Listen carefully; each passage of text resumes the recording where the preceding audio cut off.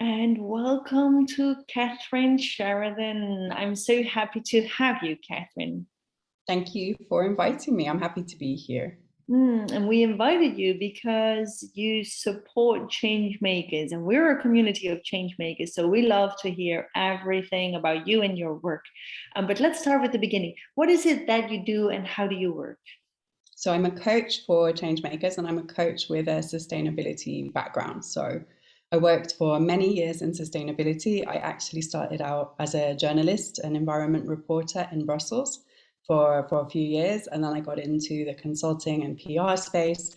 And from there, I reached a point where I really just wanted to go deeper with people, because as a consultant, there's a kind of a line that you're not supposed to cross, not supposed to go poking around in people's personal lives.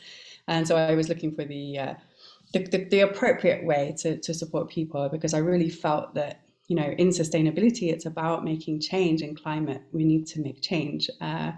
But there were always so many barriers and blocks. And so, yeah, I decided to also do a coach training, and quite a few different avenues that I've pursued around, you know, coaching and trauma, body-based healing, nature connection, and a few different things. I love it. I love it because I see how that is so relevant. But there might be people watching this and say, well, I'm a professional. Who cares about my personal life? So, can you elaborate upon the relevance, first of all that personal growth and professional life? Yeah, absolutely. I mean, when we go to work, we don't leave part of ourselves at the door, or ideally, we don't. So, I mean, when we go to work as a whole person, or at least that's the goal, that we can show up at work as a whole person and we're not having to split off parts of ourselves. And I mean, I'm a freelancer, so I'm a self-employed entrepreneur. I've always had my own business, and I think also people that are, you know, self-employed people, there's also a little bit less of a boundary between work and life. I mean, it's all part and parcel of the same story. And for you, that's ideally. But why is it ideally? If I would take that to work, I think that there would be HR departments who hope that people leave their personal shit at home and just go and be productive in our offices, please. Sure, just keep showing up as cogs in the machine, leave all your baggage at home. It doesn't work, because we're a whole person and it's not possible to leave that stuff behind. They might not want to engage with it because they want to squeeze and exploit as much productivity out of people as they can. And that's what our whole system is built upon, you know, squeezing and exploiting as much as we can out of people and planet. And it's not sustainable. We're seeing that it's not sustainable. The HR department also doesn't want so many people going out on burnout all the time. That's an absolute crisis now, the amount of people that are on burnout because they're not well. We're not well as a society. We're lonely, we're isolated, we don't get rest, we're constantly pushing and striving, and it's just not a healthy system. So I would really encourage the HR department to consider the whole people, and I'm sure that some of them do. You also can't leave baggage and triggers and things at home, even if you wanted to. This stuff is deeply rooted in our psyches. So, you know, people that are having issues at work, or maybe so-called bad behavior, or whatever's coming up for them at work, this is deep-seated stuff, and you actually can't turn that off if you want to. So, so then, there is this beautiful parallel between sustainability as on the planet and the climate and all that, and sustainability in how we work. Yeah, there's a human sustainability, or a sustainability of the self, which is something that I'm very interested in. Yes. And a lot of the work that I do is around that. It's like, how do we keep showing up when things are difficult? Like, this is a testing period for many people. A lot of people are under extra pressure. But frankly, even before pandemic and various lockdowns and homeschooling and all the things that people are struggling with, we were already struggling. We were already feeling isolated and lonely and overworked and on the edge of burnout, if not already in burnout. And that's just a really unhealthy cycle that we keep going around. So you can't have this comes from ecopsychology, but you can't have healthy people on a sick planet. And that's also this interdependence and interconnection between people and planet. And that's the kind of space that I'm working in.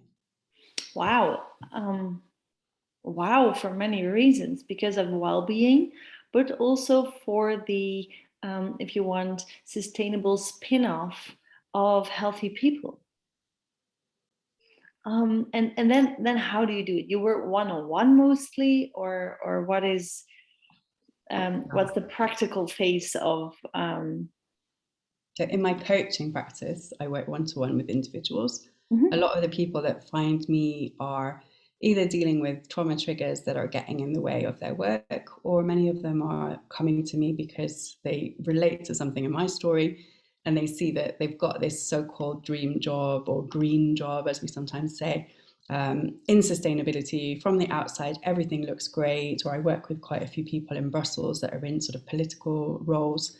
And it looks great from the outside, but inside they've lost their sense of meaning and connection. And so I will work with them one-to-one and help them figure out their next steps.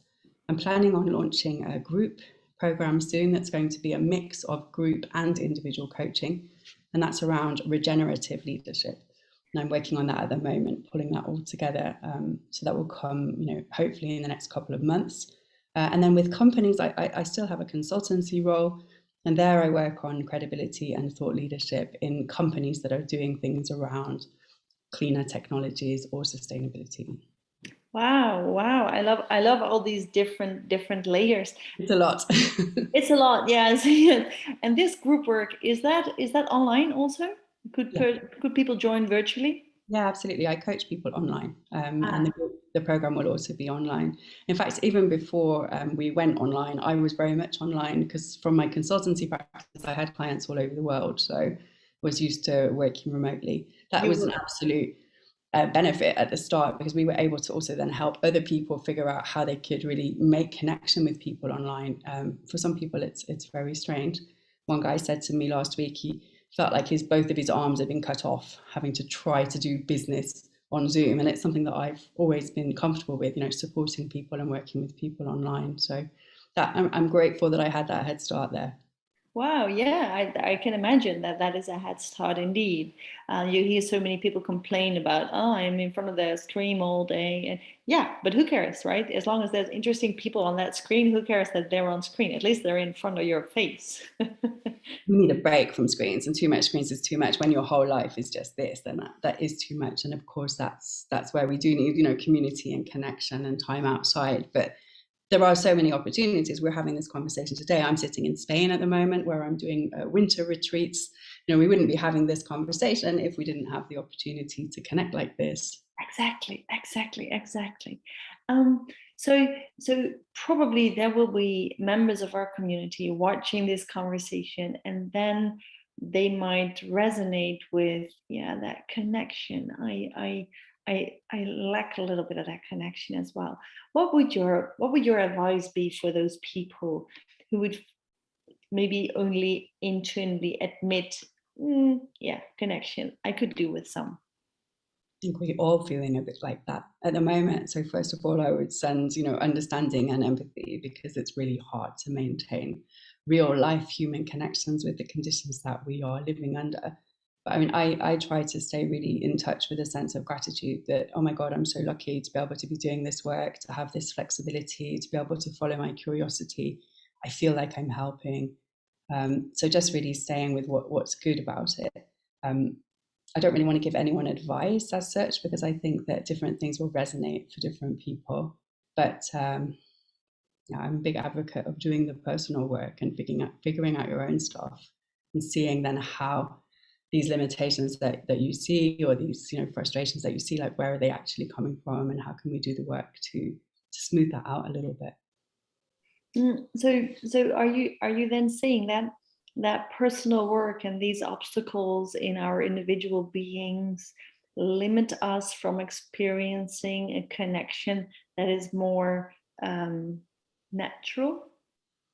I think in a way, yes. And I mean, my training as a coach is in trauma-informed coaching, and a lot of the additional work that I've done is around, creating trauma-informed spaces. And not everyone's familiar with that as a term, but it's really about understanding that trauma shows up for people whether or not they recognize it.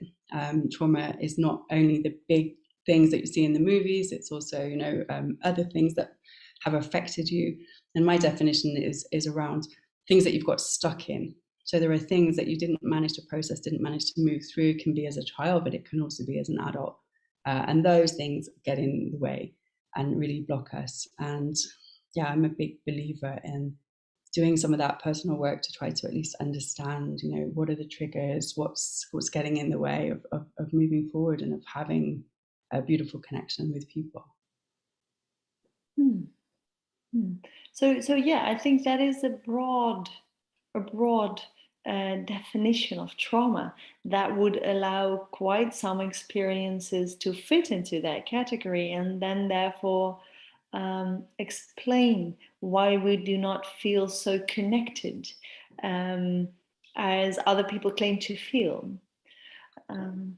Yeah, I mean, there's connection to ourselves, connection to others, and connection to the world around us. And it might be that we're doing well on one of those fronts, but maybe struggling to connect to the outside world or to other people. Or we might have great relationships with other people, but be avoiding spending time connecting with ourselves and doing the work by ourselves.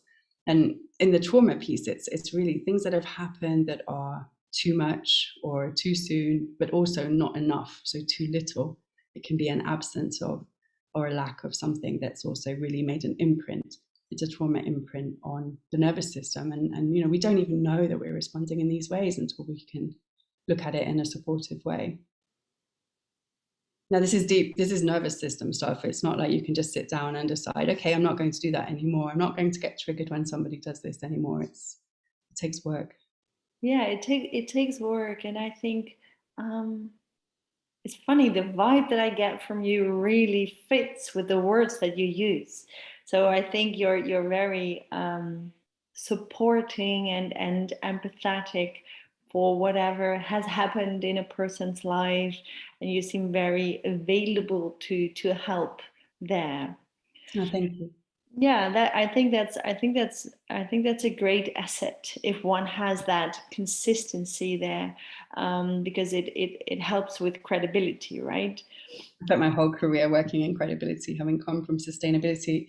I love holding space for people and really connecting to people. And even as a consultant, I had great relationships with my clients that went on for years, just because we had such a good connection and they felt supported and the credibility piece was there.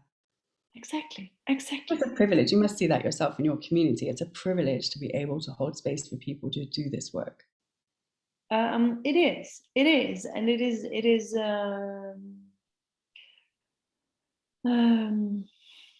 um, it's like this extra. I'm sorry. It's like this extra dimension in my life to have an online community with like-minded, and it's like you're on vacation. You're not actually at your sports club, but the fact that you know that the sports club is there is really helpful. It's like that, right? So you don't have to be there all the time. Just the fact that you know that there is others all over the world and they're part of your club, you are part of their club, you share that club, that is already such a value. Yeah, and I see it as a circle. So we have so much to learn from other people. I try to never hold myself out as some kind of teacher, and certainly not any kind of guru or any of that nonsense. Like we learn as much from other people. And if a community is a circle, we really put everybody's wisdom and everybody's knowing at the center of it, and we share and we learn from each other. And that's a really lovely thing. Exactly. But does that also mean, because as a consultant, you said that you work on thought leadership, does that also mean that you do not consider yourself as a thought leader? I've been called a thought leader. It doesn't really matter to me whether people think I'm a thought leader or not. I mean, I'm a journalist by training, and I've always been really deep in the issues around sustainability. So, I write quite a lot, and I write opinion pieces. And yeah, for some people, that makes me a thought leadership, and I guess that gives me then the ability to help other people, write and produce articles and opinion pieces that are also thought leadership. But at the end of the day, all of those labels are pretty much bullshit. Love it. Such a kind voice. And then it ends with, it's pretty bullshit. Love that, love that, love that. So if people are watching this and they would love to read more from your pen, where would they go?